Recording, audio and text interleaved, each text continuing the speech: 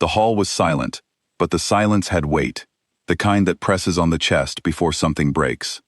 Elena Ward stood in the center of the cross-pack hall, surrounded by hundreds of wolves who had waited years for this night.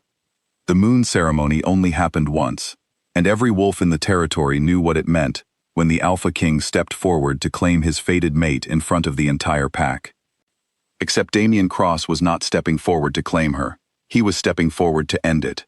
Elena had felt the pull the moment she walked into the hall, the invisible thread that tied her to him, tightening in her chest like a hand closing around her heart.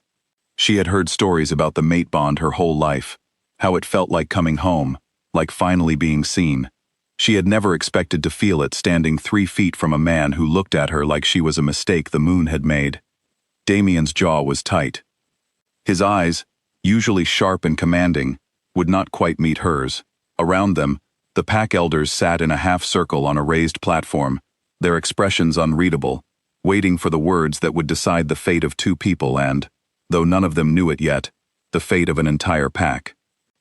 "I, Damian Cross, Alpha King of the Cross Pack," he said, his voice carrying easily through the silent hall, "reject Elena Ward as my mate." The words landed like stones dropped into still water, rippling outward through the crowd. Somewhere near the back, a woman gasped. A low murmur rose and fell. Elena felt the ripple too, but not in the way anyone expected. She had braced herself for pain, for the tearing sensation people described when a mate bond was severed.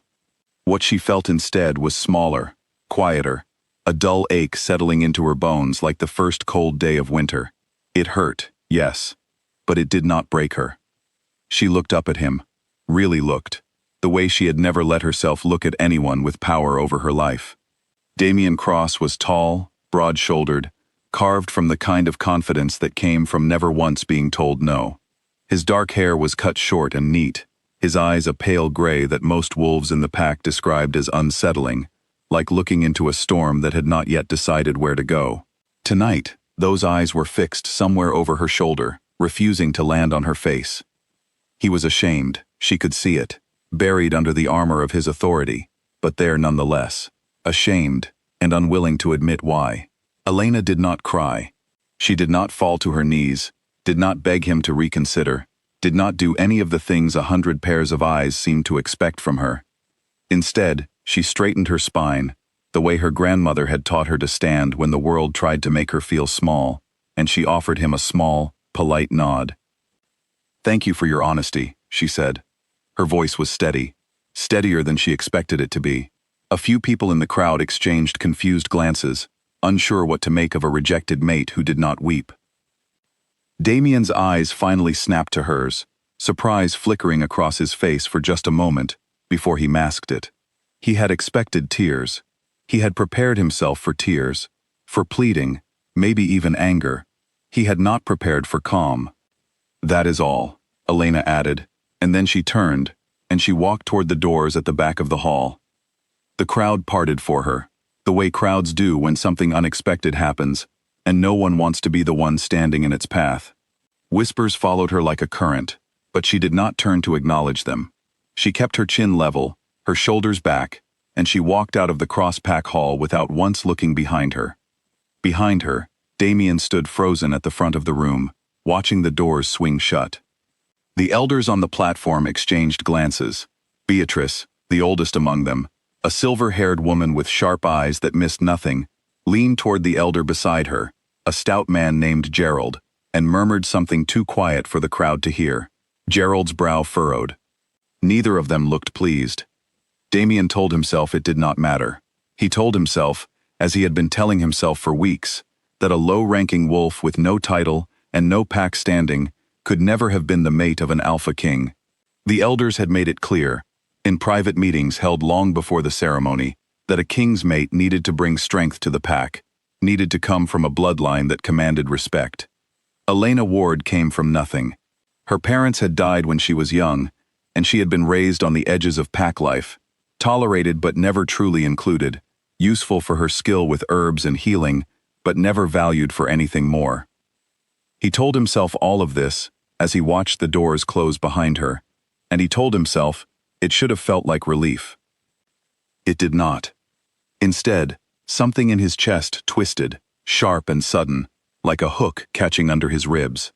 He pressed a hand against his sternum without meaning to, and beside him, his beta, a broad-shouldered wolf named Oliver, noticed the movement and frowned. "Damien," Oliver said quietly, stepping closer. "Are you all right?" "I'm fine," Damien said, too quickly. Oliver did not look convinced, but he said nothing more. The hall was beginning to empty, the pack members filing out in hushed clusters, already whispering about what they had witnessed. Rejections were not unheard of, but they were rare. And rarer still was a rejected mate who walked away without a single tear. Elena did not stop walking until she reached the small cottage at the edge of the pack territory that had been her home for the past 6 years. It was modest, one room with a small kitchen and a loft bed she had built herself out of salvaged wood, but it was hers, paid for with the coin she earned selling remedies and healing salves to pack members who could not afford the pack's official healer. She had learned the trade from her grandmother, who had learned it from her own mother, a long line of women who understood plants and wounds and the quiet magic of knowing how to fix what was broken. She stepped inside and closed the door behind her, and only then, alone in the dark, did she allow herself to feel the full weight of what had happened. It was not heartbreak, not exactly.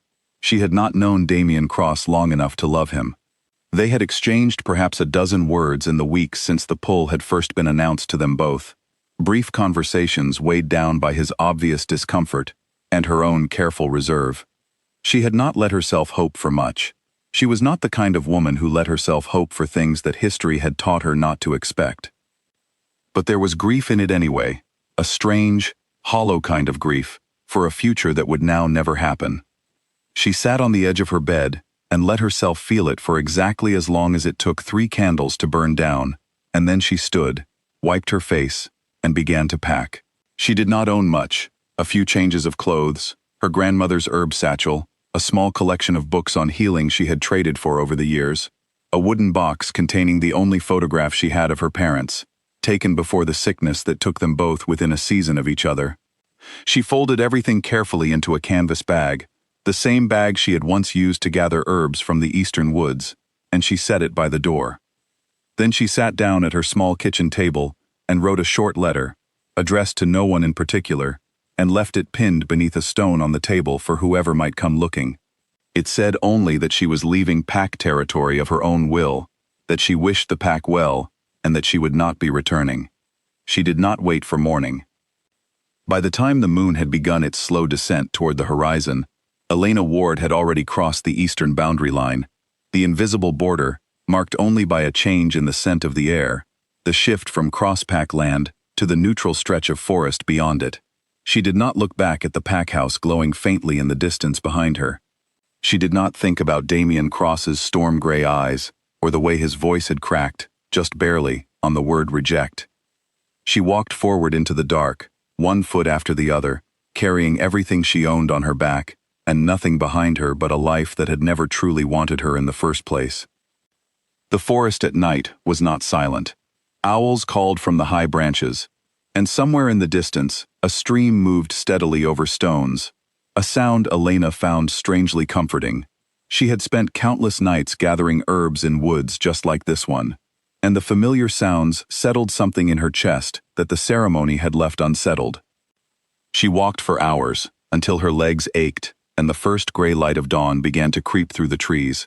She found a fallen log wide enough to sit on, and allowed herself a short rest, chewing on a strip of dried meat she had packed the night before, watching the sky slowly brighten from black to violet to the soft gold of early morning. For the first time in longer than she could remember, no one was watching her. No one was measuring her worth against a bloodline she did not have, or a rank she had never been given the chance to earn. She was simply Elena, sitting on a log in the woods, watching the sun rise.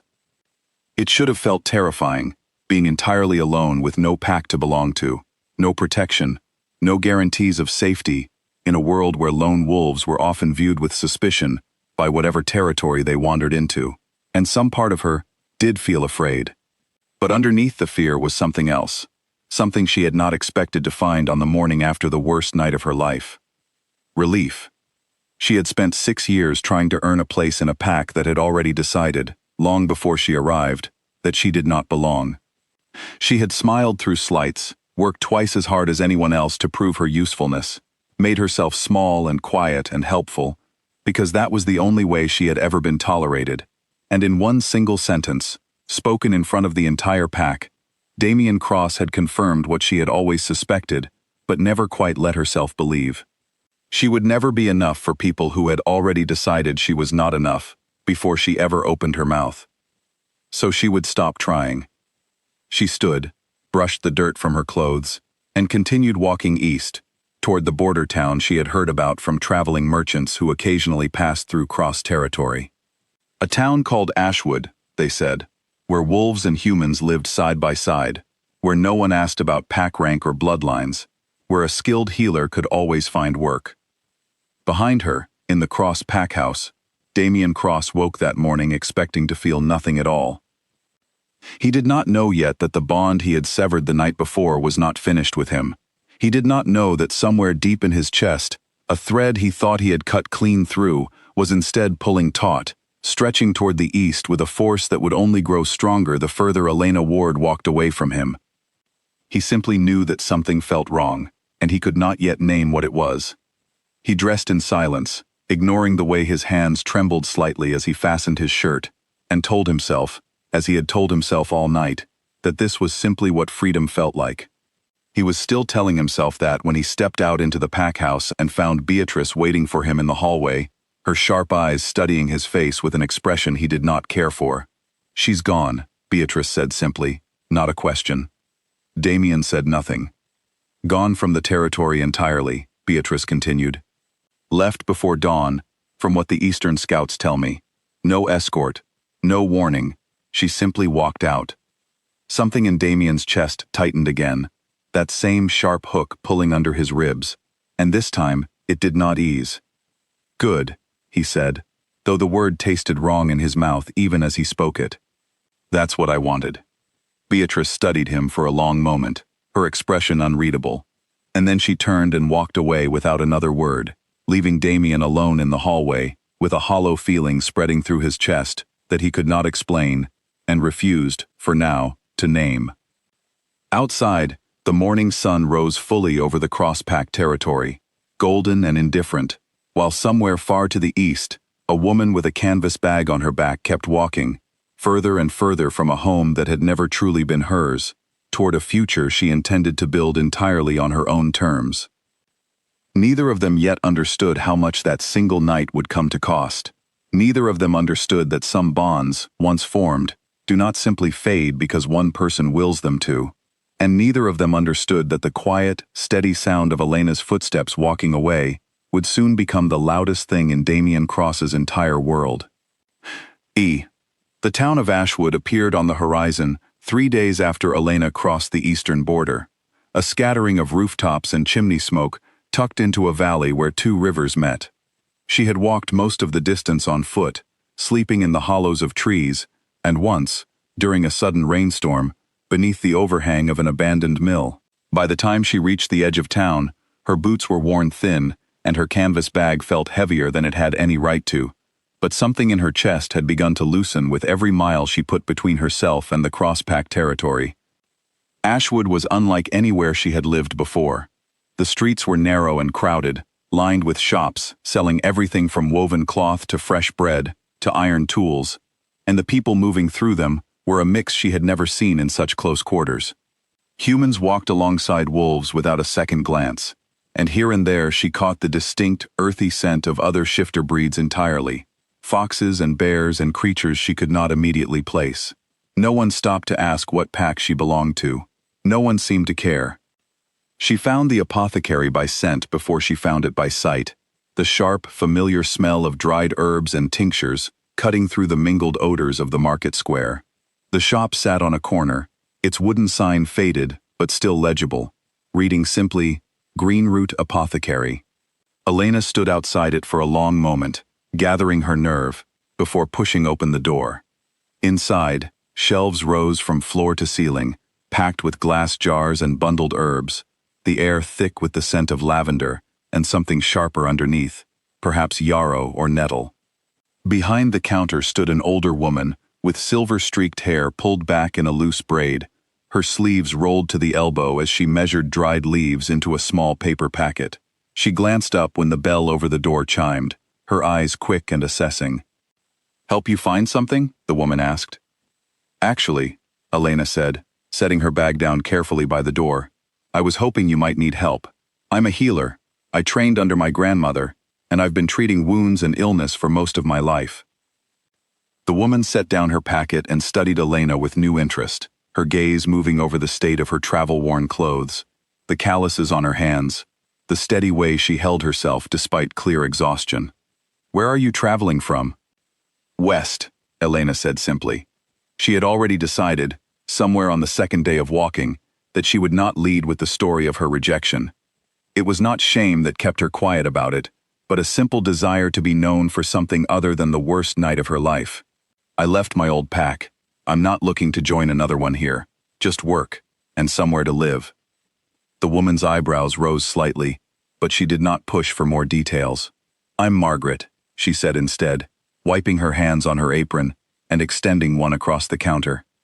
"This shop's been in my family 3 generations, and my knees aren't what they used to be for grinding roots all day. If you know your herbs half as well as you claim, you've got yourself a job." Elena shook her hand, feeling something in her chest unclench for the first time in days. "Elena," she said. "Elena Ward." "Well, Elena Ward," Margaret said, already turning back to her shelves. "Let's see if you can tell me the difference between feverfew and tansy, because half the apprentices I've hired couldn't manage that simple test." Elena smiled, genuinely, for the first time since the ceremony. "Feverfew has a stronger scent, and the leaves are more deeply lobed.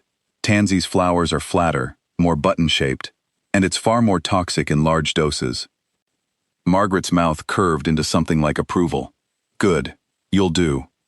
By the end of that first week, Elena had a small room above the apothecary, paid for out of her wages, and a routine that felt more solid than anything she had known in years. She woke early to grind herbs and prepare tinctures before the shop opened, spent her days measuring remedies for townsfolk with coughs and cuts and aching joints, and in the evenings, she walked along the riverbank, watching the water catch the last light of the setting sun. No one in Ashwood knew her as the rejected mate of an alpha king. No one looked at her with pity, or worse, with the quiet judgment she had grown so used to in cross territory, where her lack of rank had followed her like a shadow, no matter how skilled her hands were with a needle and thread, no matter how many lives she had saved with careful doses of willow bark and yarrow.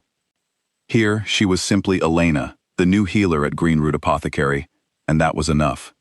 She met a young woman named Charlotte in her second week, a baker's daughter who came into the shop for a salve to treat a burn on her wrist, and stayed to talk for nearly an hour, delighted to have someone new in town to gossip with.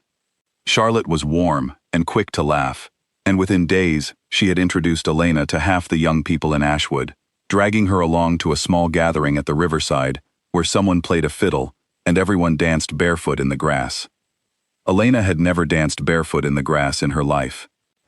In cross territory, she had always kept to the edges of gatherings, aware that her presence was tolerated rather than welcomed. Here, Charlotte pulled her into the circle without a second thought, and for a moment, spinning under the stars with strangers who had no idea what she had lost, Elena felt something she had not felt in years. She felt like she belonged. It was not until the 3rd week that the ache started. At first she thought it was simply exhaustion, the accumulated toll of the journey, and the long hours at the apothecary. But the ache did not fade with rest. It settled into her chest like a low, persistent hum, a strange pulling sensation just beneath her ribs that grew stronger in the quiet hours of the night when the shop was closed and she lay alone in her small room above it. She recognized it, eventually, for what it was. The mate bond, severed but not entirely gone, still tugging at something inside her, a phantom ache for a connection that had been offered and then snatched away in the same breath. She had read about this in her grandmother's old books, the lingering effects a rejection could have, even on the party who had not done the rejecting. It was rarer for the rejected mate to feel the pull this strongly. Most texts claimed the burden fell heaviest on whoever spoke the rejection aloud, But Elena had never been one to expect her life to follow the usual patterns. She did not let it stop her.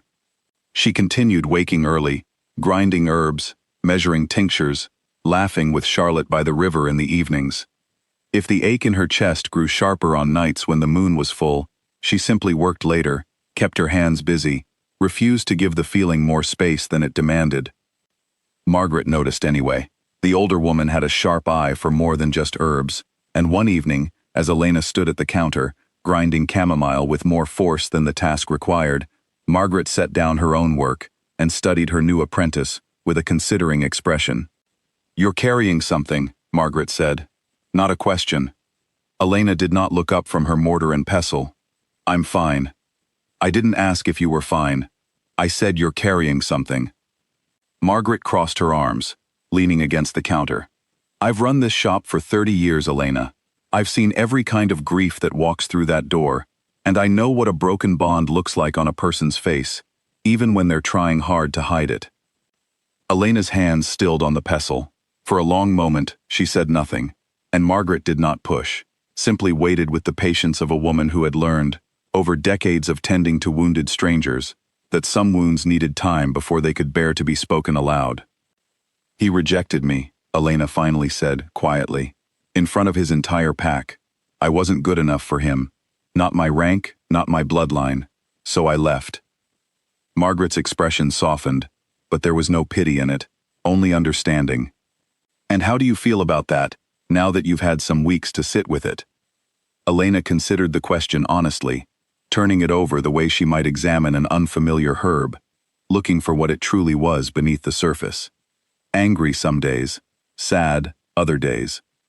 "But mostly," she said slowly, surprising herself with the truth of it, "mostly, I feel like I finally get to decide what my life looks like, instead of trying to earn a place in someone else's." Margaret nodded slowly, satisfied. "That's the right way to feel about it then. A bond you have to beg for isn't worth keeping, mate or not." That night, after the shop closed and Charlotte had gone home, Elena sat by her window watching the moon rise over the rooftops of Ashwood, and she let herself think, just for a moment, about Damien Cross. About the storm-gray eyes that would not meet hers, about the crack in his voice on the word reject, about whatever unnamed shame had been buried beneath his cold authority that night. She did not know, and could not have known, that at that very moment, hundreds of miles to the west, Damien Cross was sitting alone in his own chambers, staring at a map of pack territories, his finger resting on the eastern border, unable to explain to himself why he could not stop thinking about the sound of her footsteps walking away. The ache in her chest pulsed once, sharply, and Elena pressed a hand against her ribs, frowning slightly at the strange, persistent pull she could not quite shake. Then she stood, closed the shutters against the moonlight, and went to bed, determined not to let a broken bond dictate the shape of her new life. She had walked away once already. She would not let herself be pulled back by nothing more than an ache in her chest, and old habits of hoping for things she had learned not to expect. Whatever was happening on the other side of that bond, whatever storm might be brewing in Cross territory, Elena told herself firmly, was no longer her concern. She was wrong about that, though she would not learn how wrong for several more weeks yet. 3 weeks after the moon ceremony, Damien Cross could no longer pretend that anything about his life was normal. It began small, the way most cracks do. A missed step during morning training, his balance failing him for no reason he could name, sending him sprawling in front of a dozen warriors who quickly looked away rather than acknowledge their alpha king stumbling like a pup. A headache that would not lift, no matter how much water he drank or how long he slept. A restlessness that kept him pacing his chambers late into the night, his wolf pushing at the edges of his control in a way it had never done before. Not even during his most difficult years, as a young alpha learning to lead. He told himself it was stress. Leadership was demanding, and there had been disputes with a neighboring pack over hunting rights along the northern border, enough to keep any alpha awake at night. He told himself the headaches were simply exhaustion, the missed steps simply carelessness. He stopped being able to tell himself these things the day he lost his temper in front of the entire council. It happened during a routine meeting to discuss trade agreements with a nearby human settlement, the kind of meeting Damien had sat through 100 times without incident. Gerald, the stout, careful elder who had served the cross-pack for over 2 decades, raised a minor objection about the terms being proposed, a reasonable point about grain quotas that any alpha with a clear head would have considered calmly. Damien slammed his fist onto the council table hard enough to crack the wood. The room went silent. Gerald's eyes widened, and beside him, Beatrice's sharp gaze fixed on Damien with an intensity that made the hair on the back of his neck rise. Damien stared down at his own hand, at the splintered wood beneath it, and felt something cold settle into his stomach. He did not lose his temper. Not like that, not ever. Apologies, he said stiffly, straightening. Continue. But Gerald did not continue. Instead, he exchanged a long look with Beatrice, and it was Beatrice who finally spoke, her voice careful in the way people speak when they are choosing every word with deliberate caution. Damien, she said, when did you last feel steady, truly steady, in your own skin?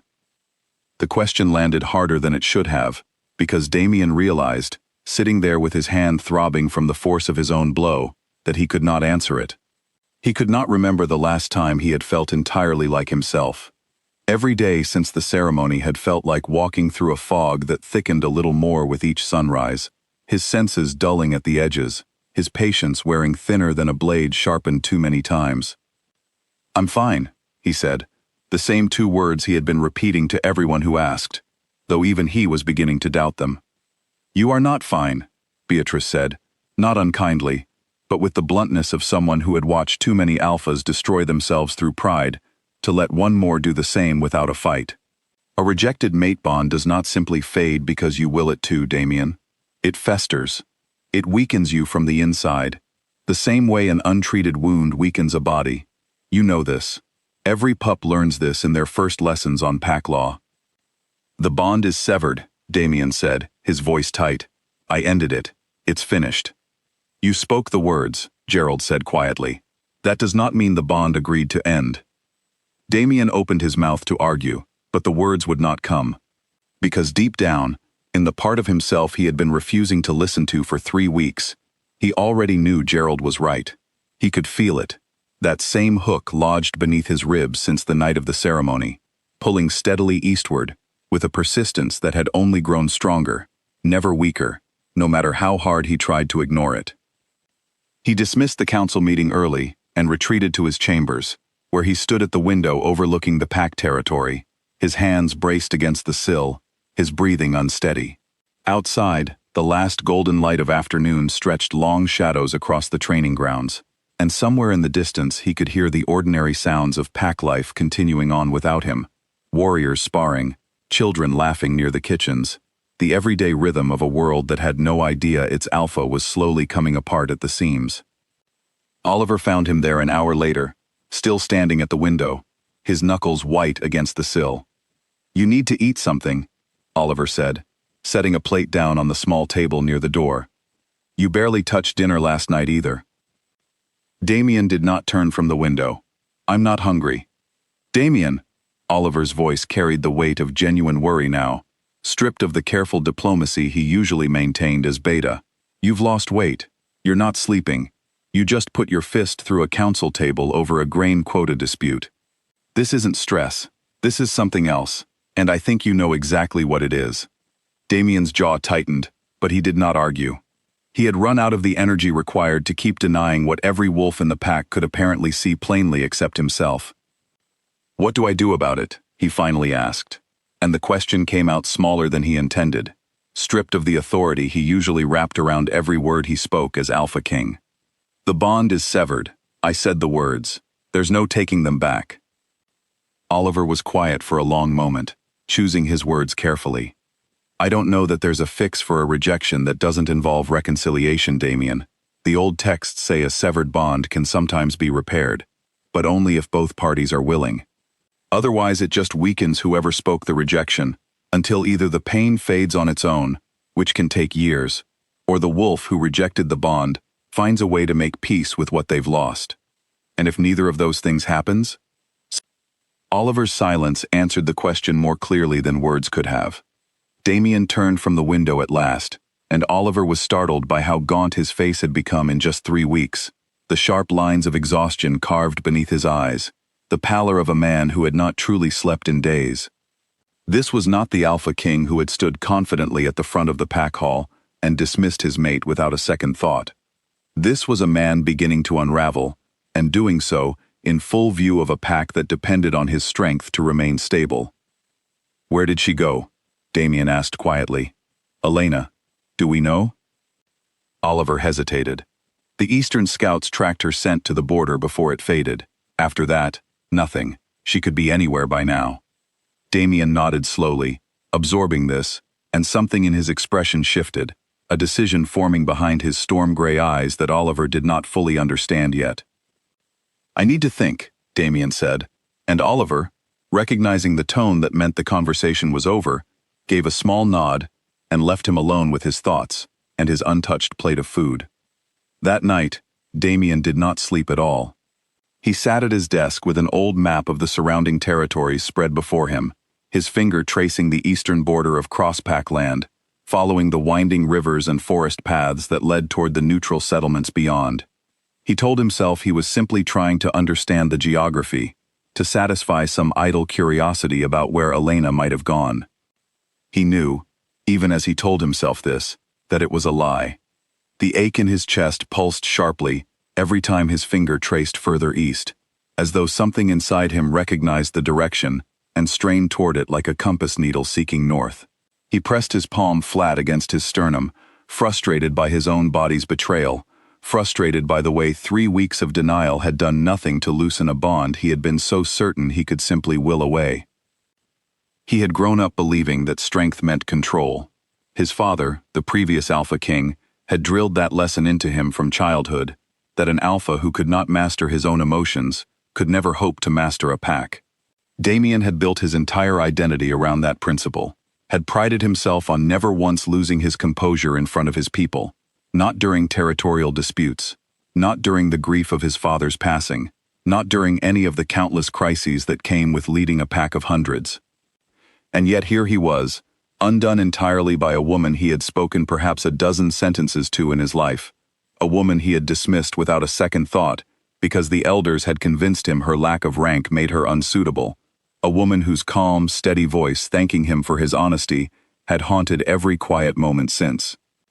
He thought about Elena's face that night, the way she had looked at him, not with hatred, not with the desperate pleading he had braced himself for, but with something far more unsettling, understanding.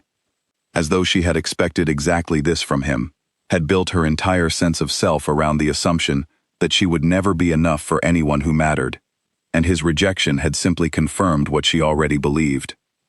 That thought sat heavier in his chest than anything else had in 3 weeks.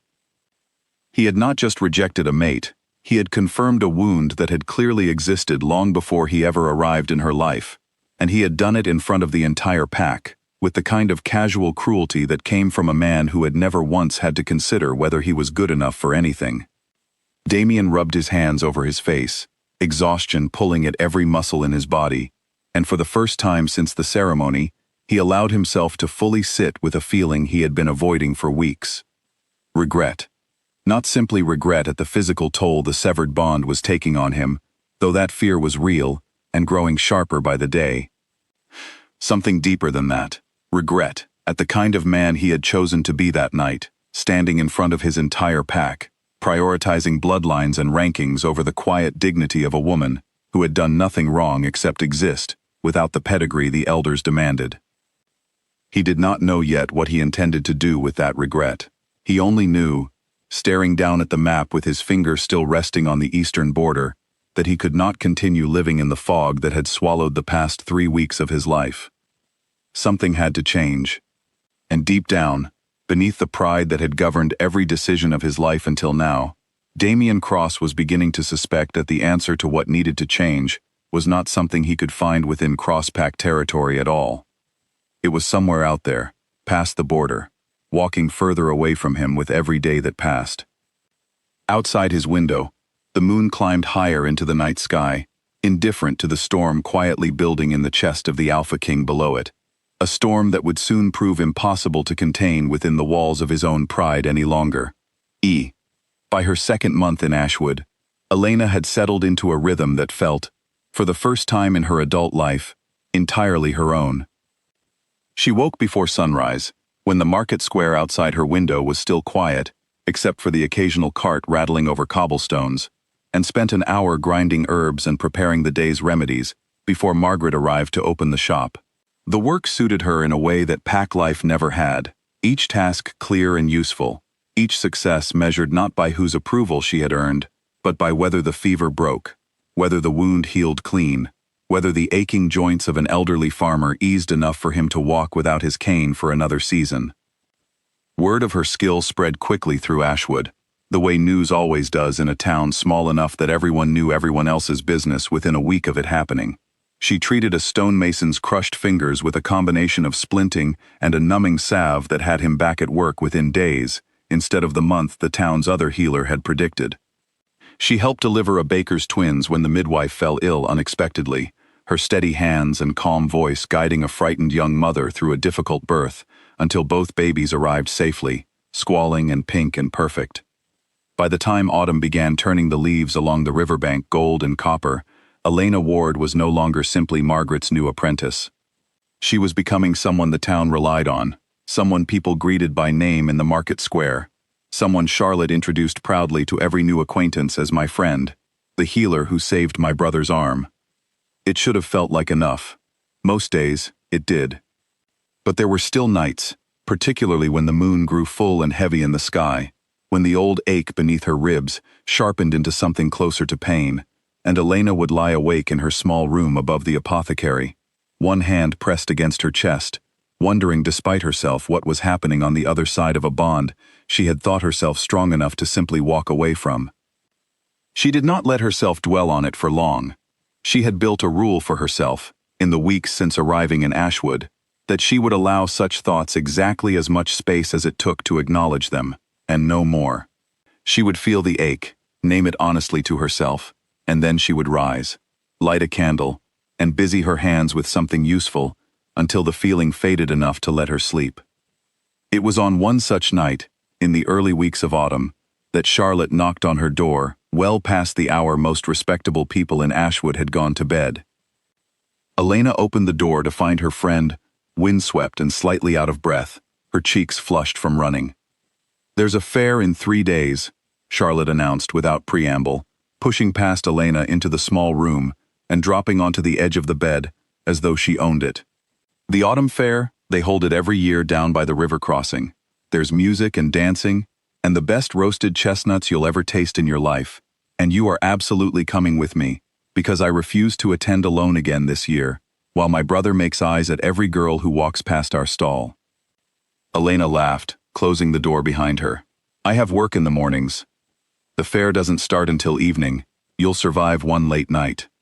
Charlotte fixed her with a look that had, in the 2 months of their friendship, proven remarkably effective at wearing down Elena's resistance to anything resembling fun. "You've been cooped up in this shop for weeks. Margaret can spare you for one evening, and don't tell me you have nowhere to wear, because I already have the perfect dress picked out for you." Elena opened her mouth to protest, then closed it again, considering. The truth was, despite the comfortable rhythm she had built for herself in Ashwood, there was still a part of her that held back from fully enjoying the life she was building here, some quiet fear that allowing herself too much happiness would somehow invite disaster, that joy was a thing to be earned through careful, cautious effort, rather than simply claimed. She thought about that fear for a moment, turning it over honestly, and then she thought about Damien Cross's storm-gray eyes refusing to meet hers, and the pack elders, who had spent 6 years making her feel like an inconvenience they tolerated, rather than a person they valued. She was done living small to avoid disappointing people who had never truly valued her in the first place. "All right," Elena said, and Charlotte's face lit up with delight. "I'll come to the fair." The 3 days that followed passed in a pleasant blur of ordinary work, and when the evening of the fair finally arrived, Elena found herself standing in front of the small mirror in her room, wearing a deep green dress Charlotte had insisted suited her coloring perfectly, her dark hair braided back from her face, in a style she had not bothered with in years. She looked, she realized with some surprise, happy. The fair itself was everything Charlotte had promised and more.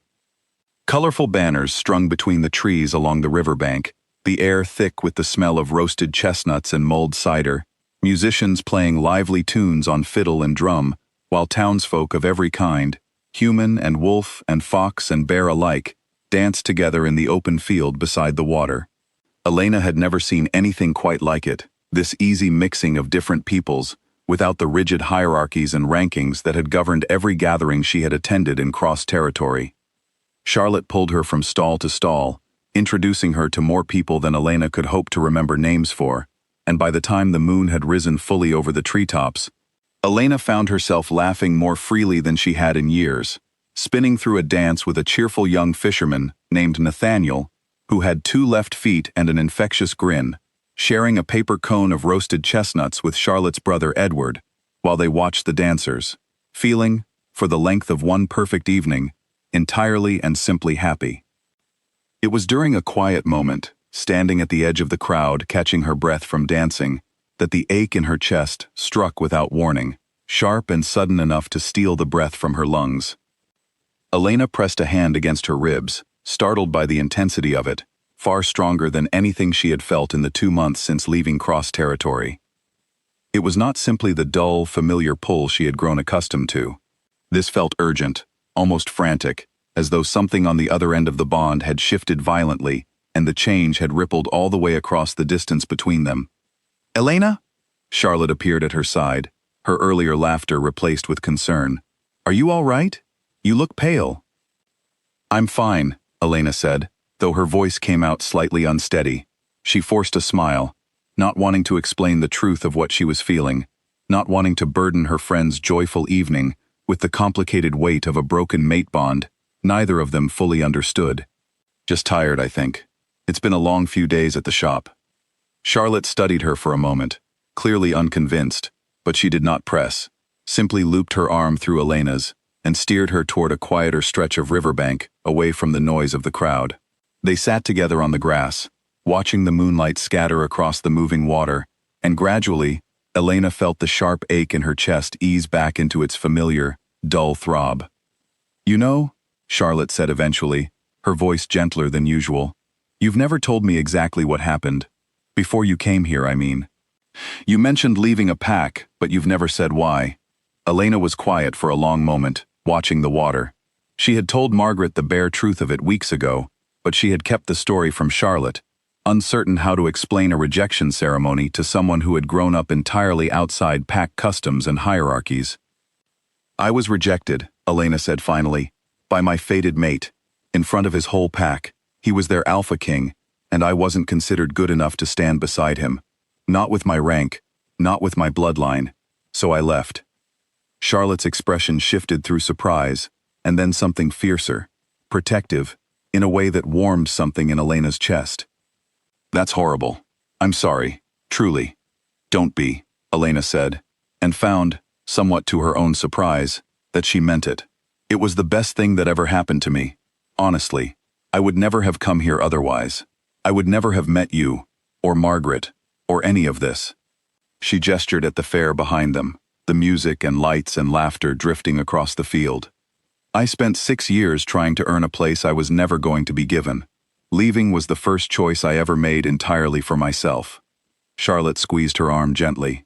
"Well, for what it's worth, I think his loss was very much our gain." Elena smiled, genuine and warm, and let herself lean into the easy comfort of her friend's company, the ache in her chest fading back to its usual quiet hum beneath the surface of an otherwise wonderful evening. She did not know, sitting there on the riverbank beneath the autumn moon, that the sharp pain that had struck her earlier in the evening had coincided precisely with the moment, hundreds of miles to the west, when Damian Cross had collapsed during evening training in front of his entire pack, his wolf finally overwhelming his weakened control entirely, sending him crashing to the ground, while his warriors stood frozen in shock around him. She only knew that something had shifted, somewhere out there, beyond the borders of the safe, happy life she was building for herself, and that despite every promise she had made to herself about leaving the past behind entirely, some small, stubborn part of her could not quite stop wondering what that shift might mean. Damien woke to the sharp, antiseptic smell of the pack healer's chambers, his body aching in ways he could not fully explain, sunlight streaming harshly through the window in a way that told him he had lost an entire night to unconsciousness. Oliver sat in a chair beside the bed, his face drawn with an exhaustion that suggested he had not left that spot in hours. When he saw Damien's eyes open, something in his posture sagged with relief. "You collapsed," Oliver said, before Damien could even ask. "During evening training, in front of the entire warrior unit, you've been unconscious for nearly 10 hours. Damien tried to sit up and found his body far weaker than it should have been, a wave of dizziness forcing him back against the pillows. "The bond," he said, though it came out more as a statement than a question, the pieces already clicking together in his exhausted mind. "The pack healer confirmed it," Oliver said grimly. "Your body is failing, Damien. Slowly, but unmistakably. Whatever strength the bond usually provides, it's gone. And worse than gone, it's actively working against you now. Left untreated, the healer says this will only get worse. Weeks, maybe. Months at most if you're fortunate. Eventually your wolf won't be able to compensate anymore." The weight of that landed heavily in Damien's chest, heavier than the physical exhaustion still pulling at his limbs. He had known, in some vague and avoided corner of his mind, that the situation was serious. He had not let himself fully consider that it might be fatal. "There has to be something that can be done," Damien said. "Some remedy, some ritual." Oliver's expression was grim. "The healer says there's only one remedy that reliably works. Reconciliation with the rejected mate. A willing renewal of the bond, freely offered by both parties. Without that, the damage may not be reversible." Damien closed his eyes, absorbing this. 3 months ago, he would have dismissed the idea entirely, would have found the notion of chasing after a rejected mate beneath the dignity of an alpha king.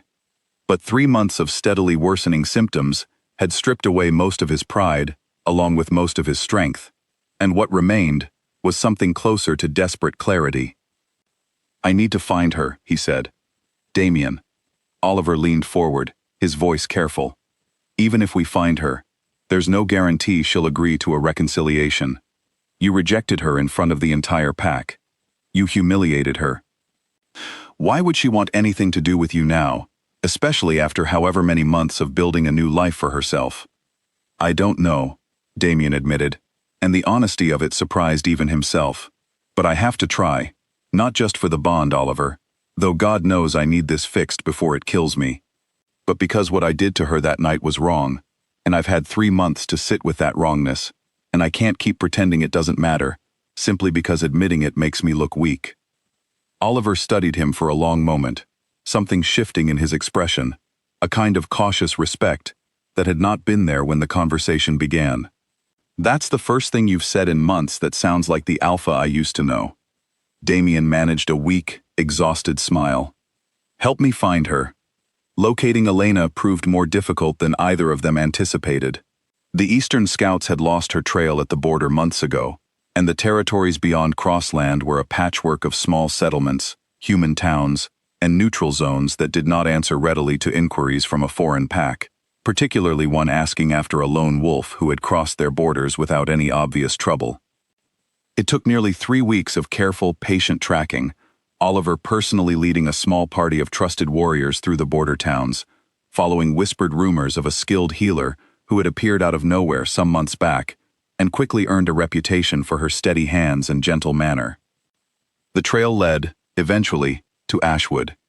Damien insisted on making the journey himself despite the pack healer's strong objections, arguing correctly that a party led by anyone other than the Alpha King himself would accomplish little if they did manage to find Elena.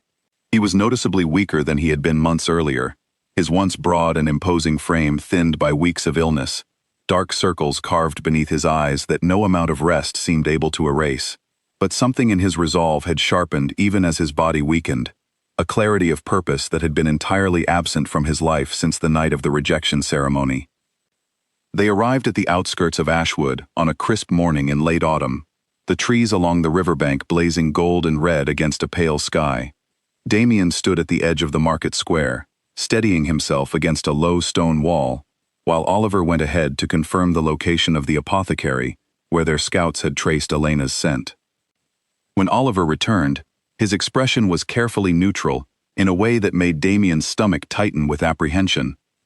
"She's here," Oliver confirmed. "Works at a shop called Greenroot Apothecary, just across the square. Been here about 3 months, from what the locals say. Well liked, trusted." He paused, studying Damien's face carefully. "She's built herself a real life here, Damien. Friends, a place in the community.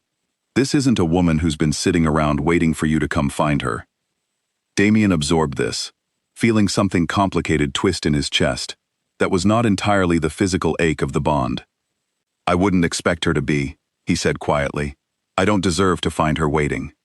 He straightened, pulling together what remained of his composure, and made his way across the market square toward the small shop with the faded wooden sign reading, "Greenroot Apothecary."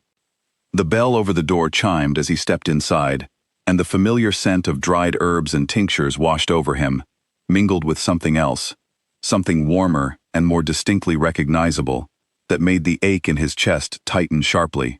Her scent. Unmistakable, even after 3 months apart, even weakened as it was by distance and time. An older woman stood behind the counter, her sharp eyes flicking up to assess him with the practiced quickness of someone used to sizing up strangers who walked through her door. Her gaze lingered on his gaunt face, the pallor of his skin, and something in her expression shifted toward suspicion. "Can I help you?" Margaret asked, her tone carefully neutral. "I'm looking for someone," Damien said. "Elena Ward. I was told she works here." Margaret's eyes narrowed slightly, and Damien had the distinct impression that this woman knew exactly who he was, or at least suspected strongly. "She's in the back, grinding herbs. Might be a while before she's free. I can wait." Margaret studied him a moment longer, and whatever she saw in his exhausted, hollowed face seemed to settle something in her judgment, because she finally called toward the curtained doorway behind the counter. "Elena, you've got a visitor." The sound of grinding stopped. A moment of silence stretched, and then Elena stepped through the curtain, wiping her hands on her apron, her attention still half on whatever task she had been interrupted from.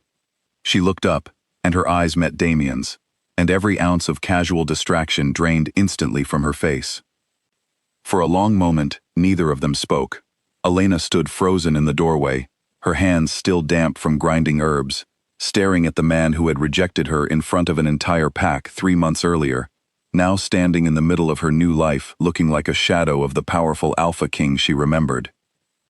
"Damien," she said finally, and her voice was carefully, deliberately even, betraying nothing of whatever emotions were churning beneath the surface. "What are you doing here?" He opened his mouth, and found, despite the weeks of rehearsing what he might say to her, that every prepared word had abandoned him entirely, leaving only the raw, unguarded truth. "I need to talk to you," he said. "Please." Elena's gaze moved over him, taking in the changes 3 months had wrought, the thinness of his frame, the exhaustion carved into every line of his face, and something flickered across her expression that might have been concern before she carefully smoothed it away. "Margaret," she said, not taking her eyes off Damien, "would you mind watching the front for a bit?" Margaret gave a small nod, her sharp eyes still watching Damien with open wariness, and Elena gestured toward the back room, her voice steady, despite the storm Damien could see building behind her careful composure. "Come on then," she said, "let's talk." The back room of the apothecary was small, crowded with drying racks of herbs hung from the low ceiling, and shelves stacked with jars of tinctures in various stages of preparation. Elena led Damien to a wooden table in the corner, gesturing for him to sit, and he did, grateful for the chance to rest his weakened legs, though he tried not to let the relief show on his face. Elena did not sit immediately. She stood across the table from him, arms crossed, studying him with an expression that gave away nothing of what she was feeling. "You look terrible," she said finally, and there was no cruelty in it, simply a healer's blunt assessment of a patient's condition. "The bond," Damien said. "Rejecting it didn't sever it the way I thought it would. It's been getting worse for months. The pack healer says without reconciliation, it may kill me eventually." Elena's arms tightened slightly across her chest, but her expression remained carefully neutral. "And that's why you're here, To fix the bond. That's part of why I'm here, Damien admitted. I won't lie to you and pretend the illness isn't a factor. It is. But it's not the only reason. And I need you to understand that, even if you don't believe me. Elena finally sat down across from him, her posture straight, her eyes steady on his face in a way that made him feel more exposed than he had in years. Then tell me the rest of the reason. Damien took a slow breath, gathering the words he had spent 3 weeks of travel trying to prepare, and found that none of the careful speeches he had rehearsed felt adequate now that he was actually sitting across from her. I've had months to think about that night, he said finally, about what I said and why I said it. The elders had been pushing me for weeks before the ceremony, telling me a mate without rank or bloodline would weaken my position, weaken the pack's standing against our rivals. I let myself believe that. I let myself believe that your worth could be measured by your family name instead of by who you actually are, and I stood in front of the entire pack and confirmed the worst thing anyone had ever made you believe about yourself. I did that, not the elders, me. Elena's expression did not change, but something in her eyes flickered, a crack in the careful composure she had built. Why are you telling me this now? 3 months later, only after your body started failing? It was a fair question, and Damien did not flinch from it, because I've had 3 months of illness, stripping away every excuse I used to hide behind, and what's left underneath is just the truth. I was a coward that night. I chose the elders' approval over doing what was right, and I told myself it was about pack stability, when really, it was about my own pride, my own fear of being seen as weak for choosing a mate without the credentials everyone expected. And now that pride has made you sick, Elena said, so suddenly my worth matters again. The words landed sharply, and Damien absorbed them without argument, because he could not honestly claim they were wrong. I understand why it looks that way. I understand if that's exactly what this is to you. But I promise you, Elena, if I had come to find you healthy and whole, with no illness driving me here, I would still owe you this apology. I would still need to tell you that what I did was wrong, and that you deserved so much better than the way I treated you. Elena was quiet for a long moment, studying him with an expression he could not quite read. Outside the small room, she could hear the muffled sounds of Margaret helping a customer, the ordinary rhythm of the life she had built for herself continuing on the other side of the curtain while she sat here, face to face with the man who had once made her feel like the least important person in an entire pack. Do you know what the strangest part of all this is? Elena said finally. I'm not angry anymore. I was, for a while, angrier than I let myself show, honestly. But somewhere in the past 3 months, building this life here, I stopped needing your apology to feel whole. I don't owe you forgiveness just because you finally decided to offer regret, Damien. And I'm not sure I owe myself the exhaustion of opening that wound back up either. I'm not asking you to forgive me, Damien said quietly. I don't think I've earned that. Not with words alone.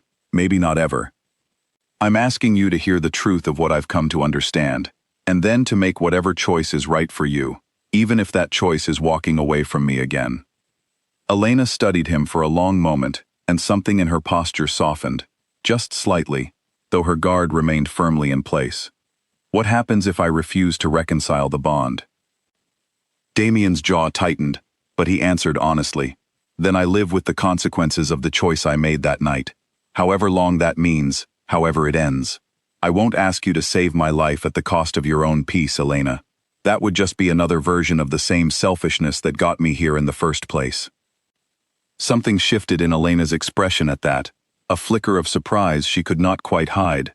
She had expected, if she was honest with herself, that he would arrive desperate and demanding, using the threat of his own death as leverage to pressure her into a reconciliation she did not want. She had not expected him to explicitly release her from that exact pressure. You've changed, she said slowly. Or at least, you're saying different things than the man who rejected me in front of his entire pack. I hope I've changed, Damien said. I know I've had to. There wasn't room for the man I was before, not after everything the past 3 months has stripped away. Elena leaned back in her chair, considering him with new, careful attention. The ache in her chest, the one she had grown so accustomed to over the past months, pulsed steadily beneath her ribs, and for the first time since leaving Cross territory, She allowed herself to actually examine what she wanted, separate from anger, separate from old wounds, separate from the exhaustion of being asked to solve someone else's crisis. "I need time," she said finally. "I'm not saying no. I'm not saying yes. I built a life here, Damien. One I'm proud of. One that has nothing to do with pack rank, or bloodlines, or any of the things that made me feel small in cross territory. I won't abandon that, just because you've shown up sick and sorry, however sincere that sorrow might be." Damien nodded slowly, and something in his exhausted expression settled, as though he had braced himself for a much harsher rejection and found this measured, careful response somehow more than he had dared hope for. "That's fair, more than fair. I'll think about it," Elena continued.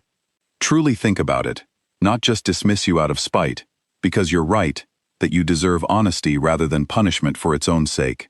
But I need to do that thinking on my own terms, in my own time, without you sitting in my shop pressuring me toward a decision." "I understand," Damien said. "Take whatever time you need."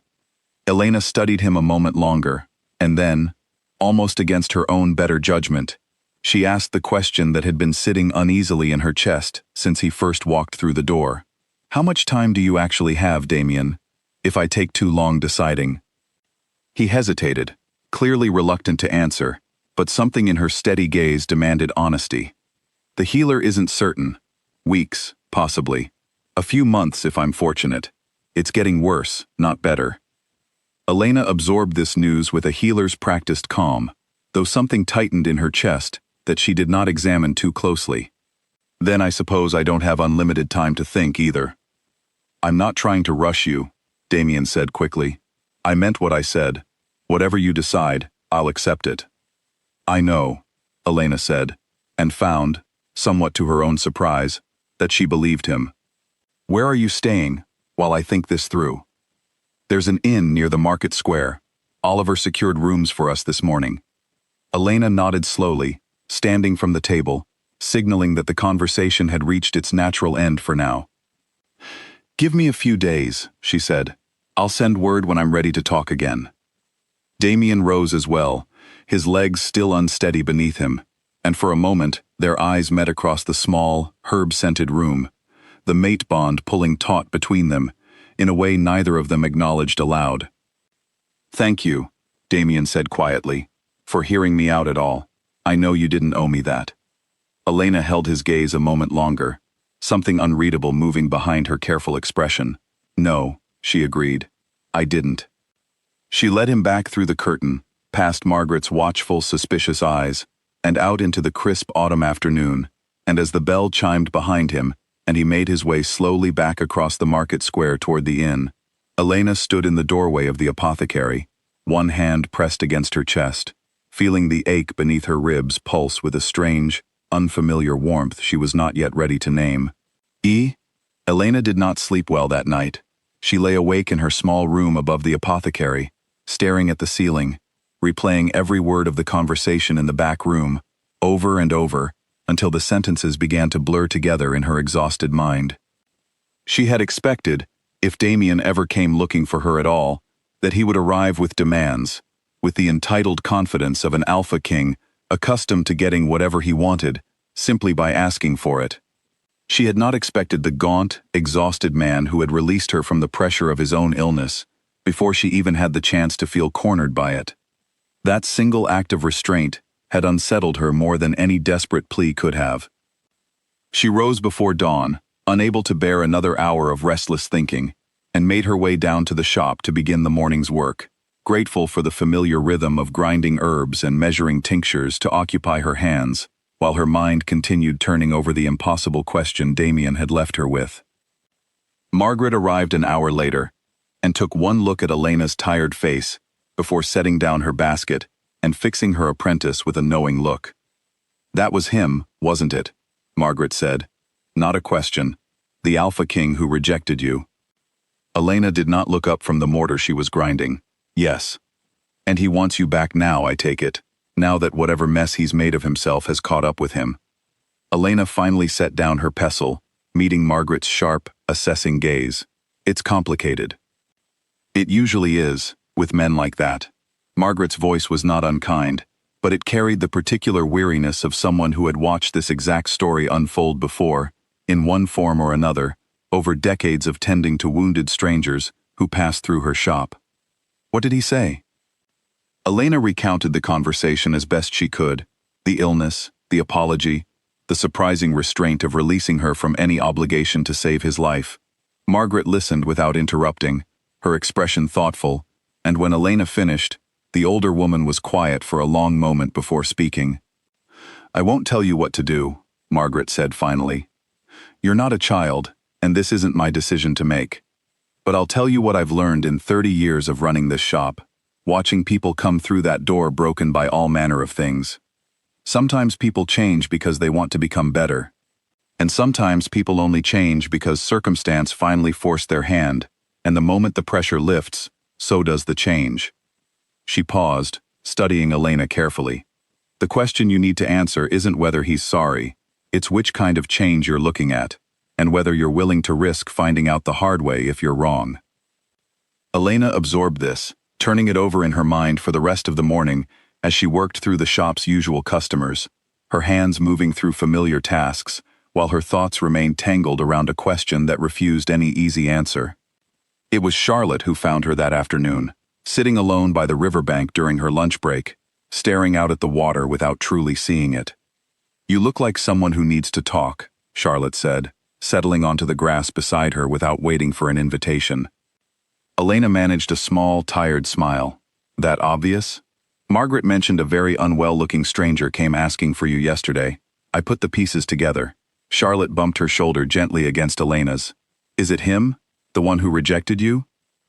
"He's sick," Elena said quietly. "Dying, potentially. Because he broke the bond. He wants to fix it. Wants me to fix it, really, since apparently reconciliation is the only remedy." Charlotte's expression shifted through surprise, and then something more careful. "And what do you want?"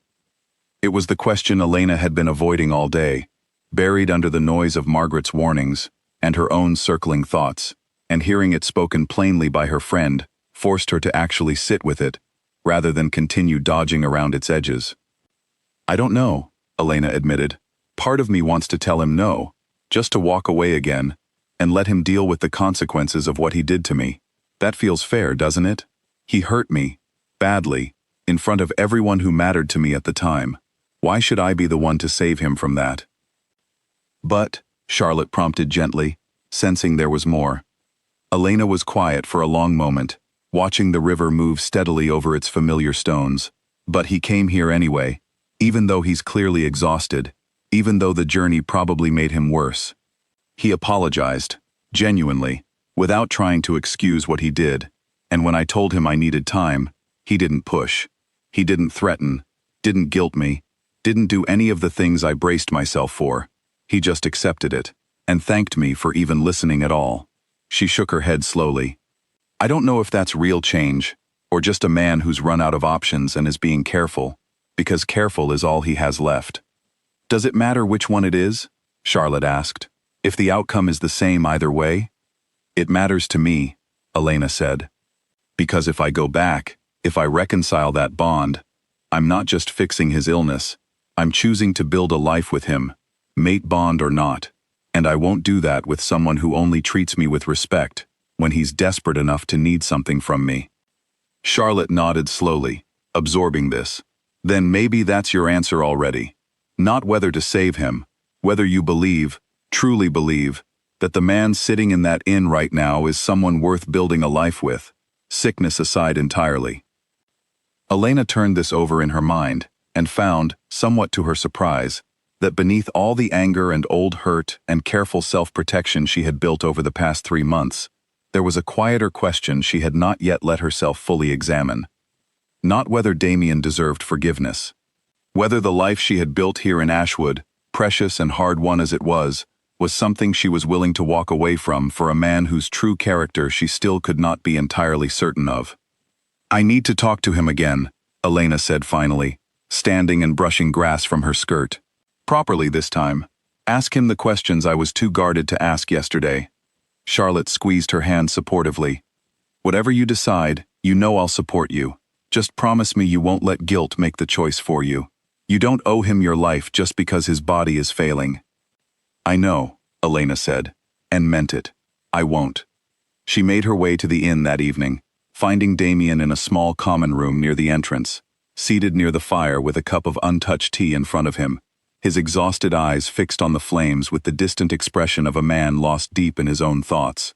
He looked up when she entered, and something in his face brightened, cautiously, careful not to presume too much from her unexpected visit.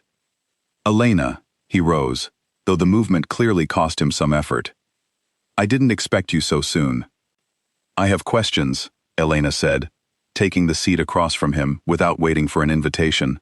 "And I'd like honest answers, whatever they turn out to be."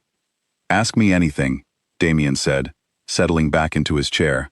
"I owe you that much, at least." Elena studied him for a long moment, gathering her thoughts, and then began with the question that mattered most to her. "If I reconcile the bond, and you recover, what happens to me in the pack?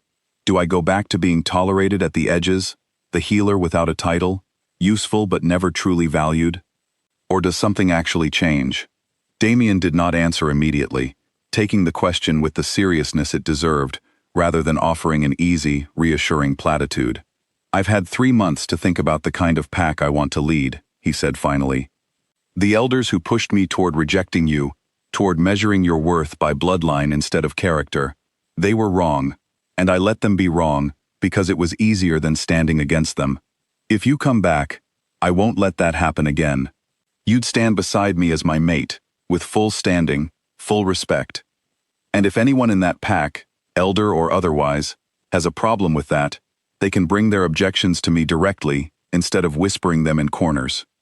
"That's a big promise," Elena said carefully. "From a man who broke a much smaller one 3 months ago." "It is," Damien acknowledged. "I don't expect you to simply trust my word on faith. I'm asking you to consider it, alongside everything else, and to make whatever decision protects your own life and happiness, even if that decision is against me." Elena studied him for a long, quiet moment, weighing his words against the man she remembered from the ceremony 3 months ago, searching for the gap between them, and finding, to her genuine surprise, that it seemed narrower than she had expected. "I haven't decided yet," she said finally, "but I'm willing to keep talking. That's more than I expected to offer you when I woke up this morning." Something in Damien's exhausted face eased, gratitude and relief mingling openly in his expression for the first time since he had arrived in Ashwood. "Thank you," he said quietly. "That's more than enough, for now." The days that followed settled into a careful, tentative pattern. Elena continued her work at the apothecary each morning, and in the evenings, after the shop closed, she would walk to the inn near the market square and sit with Damien for an hour or two, the two of them slowly building something neither of them had words for yet, somewhere between old wound and new understanding. Their conversations ranged widely in those evenings. Damien asked about her life in Ashwood, genuinely curious, rather than simply polite, and Elena found herself telling him about Margaret's sharp tongue and generous heart, about Charlotte's endless energy, and the autumn fair where she had danced barefoot in the grass for the first time in her life, about the quiet satisfaction of healing someone with her own 2 hands, and no one questioning whether she had the rank to do it. Damien listened to all of it with an attention that surprised her, asking follow-up questions, remembering details from one conversation to bring up in the next, and slowly Elena began to see glimpses of a man beneath the cold Alpha King facade she had known in cross territory, someone thoughtful and curious, who had simply never been given room to exist beneath the crushing weight of pack expectations and his father's legacy. In turn, Damien spoke more openly than Elena had expected about his own upbringing, about a father who had ruled through fear rather than respect, who had taught him from childhood that any softness was a weakness to be crushed out before it could be exploited by rivals. He spoke about the loneliness of leadership, the isolation of being surrounded by hundreds of pack members who all needed something from him, and none of whom he could fully trust to want anything from him beyond his position and power. "I think that's part of why I rejected you so quickly," he admitted one evening, staring into the fire rather than meeting her eyes. "Not just the elders' pressure, though that was real, I think some part of me had already decided that anyone who wanted to be close to me had to be earning something from it. Had to have some angle, because that's all I'd ever known from the people around me. I couldn't imagine that a mate bond might actually mean something simpler than that. Connection, for its own sake, without strategy attached. Elena considered this carefully, turning it over without letting herself rush toward easy forgiveness. That's a reason, she said slowly, not an excuse. I want to be clear about that distinction, even as I try to understand you better. I know the difference, Damien said. I'm not trying to excuse what I did. I'm trying to help you understand where it came from, because I think you deserve to know the full truth of the man you're deciding whether to trust again. It was honesty like this, offered without flinching, without the careful political calculation Elena remembered from his public persona in cross territory, that gradually began to shift something in her guarded heart. Not forgiveness exactly, not yet, but something adjacent to it, a willingness to see him as a person capable of growth, rather than simply the architect of her worst humiliation. Still, she held back from any final decision, aware of how easily gratitude for his vulnerability could be mistaken for genuine readiness to reconcile a bond that had once cost her so much pain. It was nearly 2 weeks into this careful courtship of honesty, when everything shifted. Elena was closing the shop for the evening, sweeping the last of the day's dried herb scraps into a bin, when Oliver appeared at the door, his usually composed expression tight with barely contained panic. "You need to come," he said without preamble. "Now, it's Damien." Elena's heart lurched, dropping the broom without thought and grabbing her cloak. "What happened?" "He collapsed again, worse than before. He's barely conscious. The healer traveling with us doesn't know how much longer his body can hold on without the bond being properly restored." Oliver's voice cracked slightly on the last words, the weight of watching his alpha and closest friend deteriorate, clearly taking its toll. "I know he told you not to feel pressured, and I respect that, truly, but I have to tell you the truth of the situation, because I don't think we have the luxury of 2 more weeks of careful conversations." Elena did not hesitate. She grabbed her healing satchel from behind the counter, stocked with the strongest remedies she had for fever and pain, and followed Oliver at a run through the darkening streets of Ashwood toward the inn. She found Damien in his room, pale and unmoving on the narrow bed, his breathing shallow and uneven, sweat beading across his forehead despite the coolness of the autumn evening. The pack healer, a thin, worried-looking man named Felix, stood over him, applying a cool cloth to his brow, his expression grim. "His fever spiked an hour ago," Felix explained as Elena knelt beside the bed, immediately falling into the practiced rhythm of assessment that 6 years of healing work had ingrained in her. "His pulse is weak and irregular. I've done what I can with conventional remedies, but this isn't an illness that responds to normal treatment. It's the bond itself, consuming him from the inside." Elena pressed her fingers gently to Damien's wrist, feeling the flutter of his pulse beneath her fingertips, and something in her chest tightened painfully at how faint it felt compared to the steady, powerful heartbeat she remembered from the night of the rejection ceremony months earlier. "Damien," she said softly, leaning close, "can you hear me?" His eyes fluttered open slowly, unfocused at first, and then gradually finding her face in the dim candlelight. A weak, exhausted smile touched his lips. "You came," he murmured. "Of course I came," Elena said, surprising herself with how instinctively true the words felt. "Don't try to talk. Save your strength." "I meant what I said," Damien managed, his voice barely above a whisper. "Whatever you decide, I don't want you to feel forced into this because I'm dying. That's not fair to you, and I won't have that on my conscience, even now." Elena felt something crack open in her chest at those words, at the fact that even here, even in what might genuinely be his final hours, he was still trying to protect her right to choose freely, rather than manipulate her through guilt or desperation. She thought about her conversation with Charlotte by the riverbank, about the question of what kind of change she was witnessing in him. She thought about 2 weeks of honest, unhurried conversations, about a man slowly revealing the wounds beneath his cold exterior, about the careful restraint he had shown at every turn, never once pressuring her, never once weaponizing his illness to force her hand. She thought about her own life in Ashwood, the apothecary, Margaret's gruff affection, Charlotte's warm friendship, the quiet, hard-won peace she had built for herself entirely on her own terms. And she realized, kneeling beside his bed with his weak pulse beneath her fingertips, that her decision was not actually about choosing between the life she had built and the man who had once discarded her.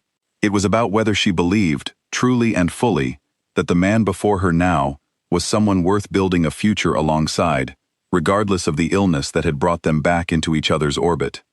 She did believe it. Somewhere in the past 2 weeks of careful, honest conversation, she had come to believe it entirely. "Felix," Elena said, turning to the pack healer with sudden, clear resolve. "What exactly needs to happen for the reconciliation ritual? I need to know now, before this gets any worse." Felix blinked, surprised by the sudden shift in her demeanor, but recovered quickly, launching into an explanation of the simple but binding ritual required. A mutual acceptance spoken aloud, sealed by the joining of a mark at the juncture of neck and shoulder, the physical claiming that the rejection ceremony had denied them months earlier. Elena listened carefully, absorbing every detail, and then turned back to Damien, taking his weak hand in both of hers. "Damien Cross," she said, her voice steady, despite the emotion tightening her throat.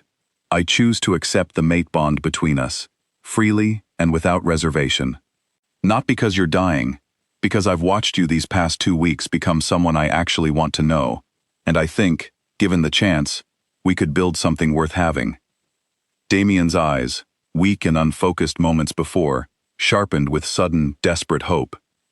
"Elena," he breathed, "are you certain?" "I'm certain," Elena said, and found, saying the words aloud, that she had never been more certain of anything in her life. The ritual itself was simple, quiet, nothing like the grand, public ceremony that had once seen Damien reject her in front of hundreds of witnesses. There was no crowded hall, no watching elders, no whispered judgments from a pack that had never truly valued her. There was only Elena, kneeling beside a narrow bed in a small inn room, Felix standing quietly by the door to guide the words of the ritual, and Oliver waiting anxiously in the hallway outside, having stepped back to give the moment its needed privacy. Damien, weak but lucid enough to understand the gravity of what was happening, reached up with what strength remained in his trembling hand to gently brush aside the collar of Elena's dress, exposing the curve of her neck and shoulder, where the mark of a completed bond would need to be sealed. "Are you certain?" he asked again, his voice barely above a whisper, "that this is truly what you want? Not obligation, not pity. I need to hear it once more, clearly, before we do this." Elena met his eyes steadily, her hand resting gently against his chest, feeling the faint, irregular flutter of his heartbeat beneath her palm. "I am certain," she said. "This is my choice, Damien. Freely made." He nodded, and with the last of his strength, he leaned forward and pressed his lips to the juncture of her neck and shoulder, completing the mark that the ritual required, the ancient bond finally sealing itself properly between them, after months of painful severance. The effect was immediate and unmistakable.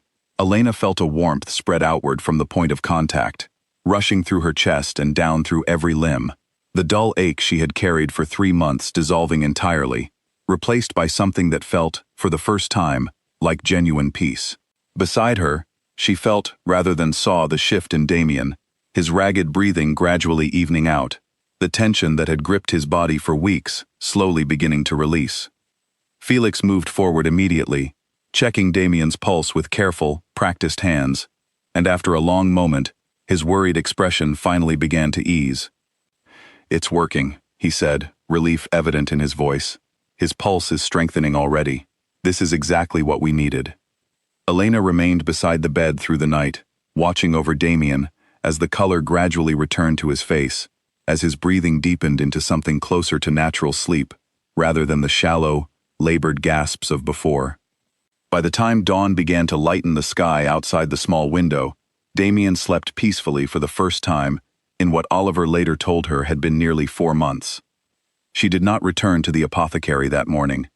Instead, she sent word with Charlotte, who arrived at the inn looking equal parts worried and curious, and after a hurried, whispered explanation in the hallway, her friend embraced her tightly. "So this is really happening," Charlotte said, pulling back to study Elena's face carefully. "You're going back with him." "I think I am," Elena admitted. "Not because I have to, because I want to see what this could become, now that I actually believe he's someone worth building it with." Charlotte's eyes were bright with a mixture of happiness and sadness. "I'll miss you terribly, but I'm glad, truly, if this is what you want." "I'm not disappearing," Elena said firmly.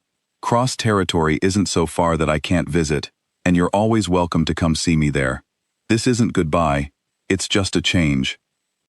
The recovery took several more days before Damien had regained enough strength for the journey back to cross territory, and Elena used that time to properly close out her responsibilities at the apothecary, training a promising young apprentice named Rosalind to take over her duties, and spending long, tearful hours with Margaret, who gruffly pretended not to be as affected by the goodbye as her damp eyes clearly betrayed.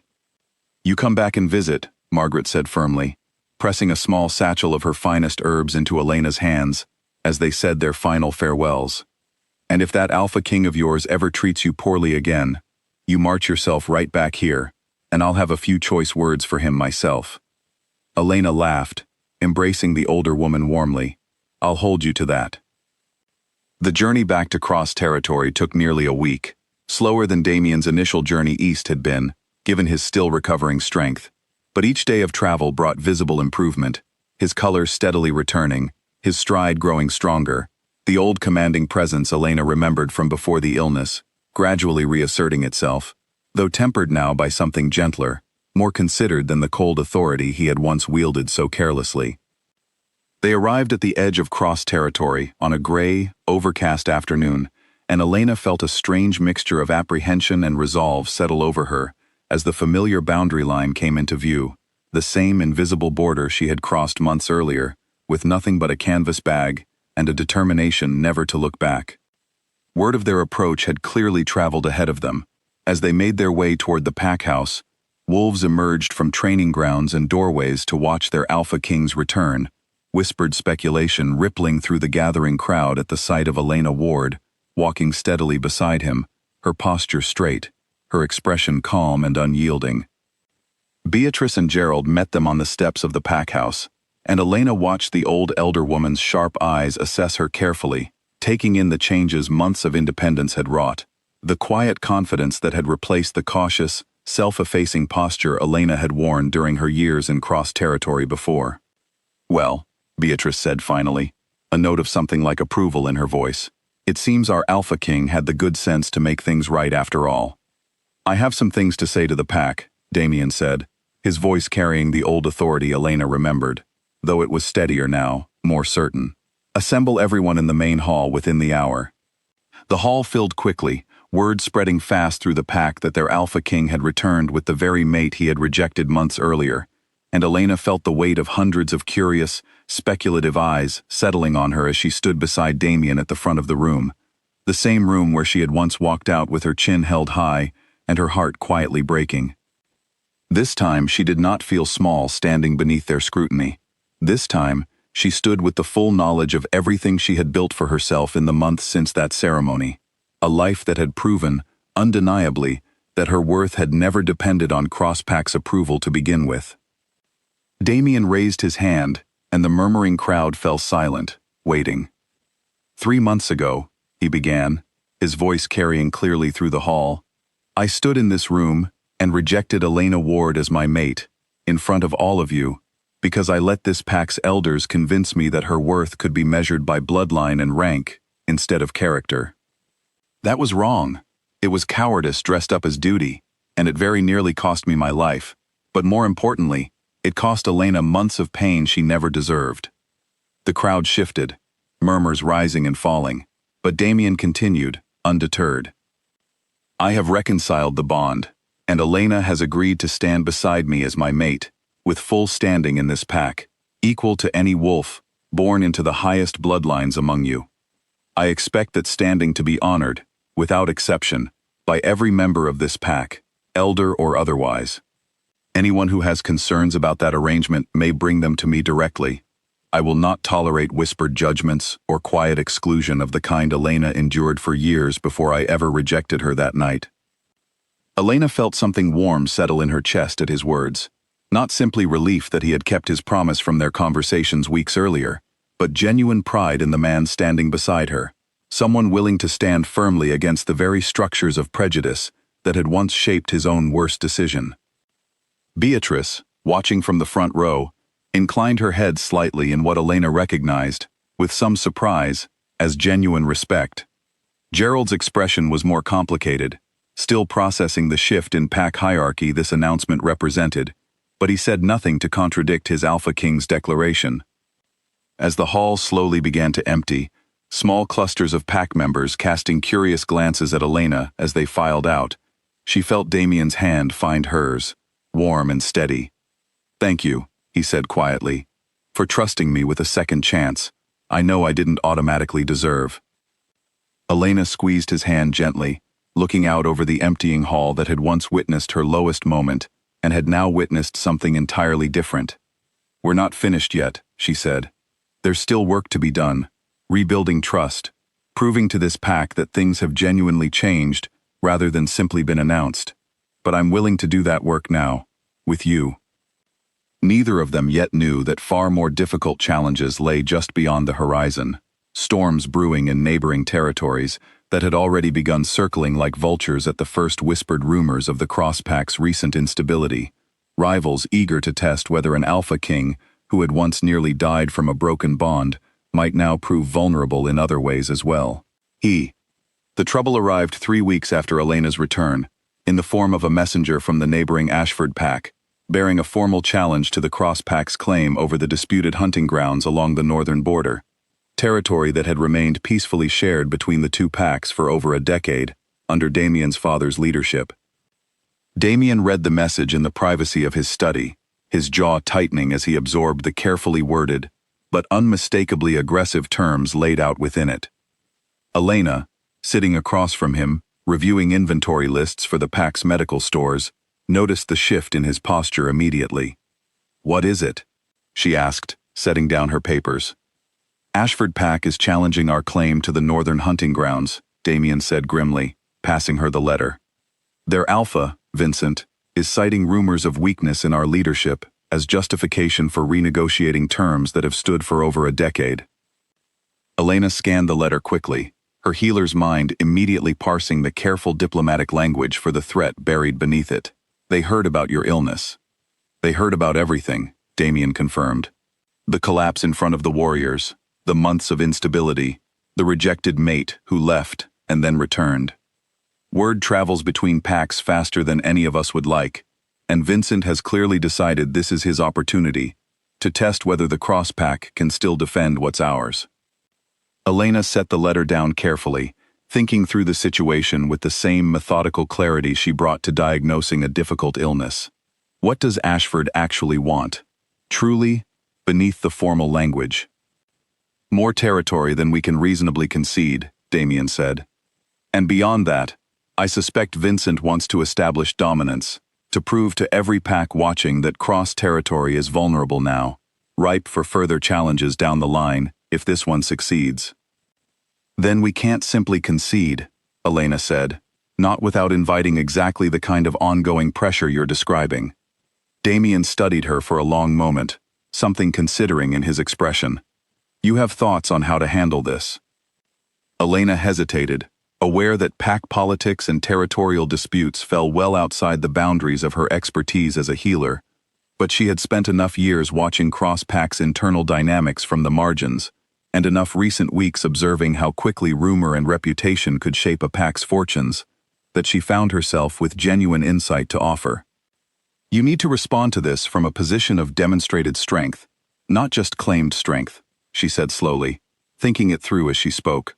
"Vincent is testing a rumor. The fastest way to end a rumor is to make it visibly, undeniably false. Call a formal gathering, invite neighboring pack representatives, including Ashford, and address the situation directly, rather than letting whispers do the talking for you." Damien considered this carefully. "A public demonstration that I've fully recovered." "More than that," Elena said. "A demonstration that the pack itself is stronger, not weaker, for what happened. That the crisis revealed problems worth fixing, like the elders' influence over decisions that should have been yours alone from the start. and that fixing those problems has left CrossPack in a better position than before, not a worse one. Something sharpened in Damien's expression. The old strategic clarity that had made him an effective alpha before illness had clouded his judgment for months. You're suggesting I use this crisis as evidence of growth, rather than trying to hide that it happened at all. Exactly, Elena said. Trying to pretend nothing happened will only feed the rumors further. Owning it, and demonstrating what you've learned from it, removes Vincent's leverage entirely. Over the following days, Damien moved quickly to implement the strategy Elena had helped shape, sending formal invitations to neighboring pack alphas for a gathering at Cross Territory, framed as an opportunity to renew and strengthen existing territorial agreements, rather than simply respond defensively to Ashford's challenge. He worked closely with Oliver and, notably, with Beatrice, whose sharp political instincts proved invaluable in navigating the careful diplomatic language required to project confidence, without appearing to overreact to Vincent's provocation. Elena found herself drawn increasingly into these preparations as well, not because pack politics were her area of expertise, but because Damien began actively seeking her perspective on decisions in a way that surprised the pack elders who had grown accustomed, over years of watching him lead, to an alpha who consulted no one beyond his closest inner circle. You have a way of seeing past the obvious version of a problem to what's actually happening underneath, Damien told her one evening, as they reviewed the guest list for the upcoming gathering together. I want that perspective in the room when these decisions get made, not just for this crisis, but going forward. Elena felt something warm settle in her chest at the genuine respect underlying his words, so different from the dismissive treatment she had once endured in this very pack house. I'm not trained in territorial negotiations, Damien. No, he agreed. But you understand people. You understand what makes someone actually trust a leader versus simply fear them, because you spent years watching this pack from a position where you had every reason to distrust its leadership entirely. That's not a small thing. That's exactly the perspective I've been missing. The gathering, when it finally arrived, drew alphas and representatives from 6 neighboring territories, including a visibly wary Vincent from Ashford Pack, who arrived with an entourage clearly intended to project strength and intimidation. Elena watched from beside Damien at the head of the Great Hall, dressed formally for the first time since her return, as pack representatives filed in and took their seats, sizing up the Cross Pack's Alpha King with open, assessing curiosity. Damien addressed the gathered representatives with a steadiness and clarity that left little room for doubt about his recovery or his continued command over Cross Territory.